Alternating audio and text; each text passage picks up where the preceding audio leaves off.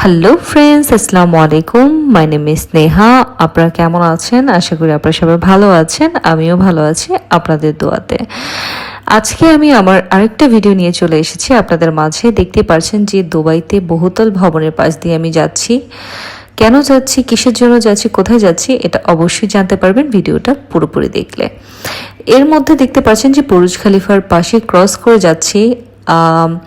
Actually আজকে আমি আবুধাবিতে যাব। আবুধাবিতে যাওয়ার রিজনটাও হচ্ছে যে আমার বিজনেস পারপাসে অন্য কান্ট্রি থেকে কার্ড চলে আসছে, যার কারণে ওই কার্ডটা আমি রিসিভ করতে আবুধাবিতে যাচ্ছি। তো আবুধাবিতে যাওয়ার পথে যে কি কি পড়ে, কি কি থাকবে, সেটা অবশ্যই আপনাদেরকে দেখানোর চেষ্টা করব আমি। এরই মাঝখানে আমি দেখে নিলাম যে আমাদের যে মেট্রো স্টেশনের থেকে মেট্রোটা চলছে, আর আমি পাশাপাশি যে আমি গাড়িতে বসে সেটা দেখতেছিলাম, খুবই ভালো লাগছিল আমার কাছে। তো এরই মাঝখানে আবুধাবির বর্ডার ভিতরে ঢুকেই গেছি আমি।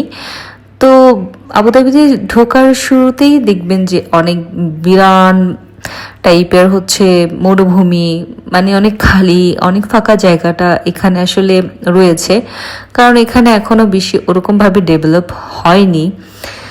তো যেতে যেতে দেখলাম যে কিছুটা অসংখ্য বিল্ডিং দেখা যাচ্ছে, বড় বহুতল ভবন দেখা যাচ্ছে। আমার দেখে ভালো লাগলো। বাট আবুধাবিতে একটা জিনিস কি, যেমন দুবাইতে দূরত্ব বজায় কম রেখে বিল্ডিংগুলো তৈরি করা হয়, বাট আবুধাবিতে অনেক বেশি দূরত্ব থাকে একটা আর আরেকটা বিল্ডিংয়ের মাঝখানে। সো দেখতে পাচ্ছেন যে অলরেডি আমি বিল্ডিংগুলো দেখিয়ে দিয়েছি। এর পাশাপাশি বিল্ডিংয়ের ওই পাশটাতে দেখতে পাচ্ছি যে বীজ, এত বড় বীজ, আসলে খুবই সুন্দর দেখতে। তার মাঝখানে আমি আমার গন্তব্যে চলে এসেছি। এটা 3 নম্বর টাওয়ারে আজকে আমার কাজ ছিল। অফিস সেরে আমি আসলে লাঞ্চের জন্য বসে পড়েছিলাম, পাশেই রেস্টুরেন্ট ছিল। এর মাঝখানে আমি কিছু শ্যুট করে নিচ্ছিলাম আমার নিজের জন্য। আমার অনেক ভালো লাগে শ্যুট করতে, প্রায় সময় আমি আপনাদের জন্য ভিডিও ক্লিক করে থাকি। তো এরই মাঝখানে আমি আরেকটা বিষয় জানিয়ে দিব যে আমি যে প্লেসটাতে আছি সেটা আবুধাবির প্রিন্সের হচ্ছে প্যালেসের পাশেই।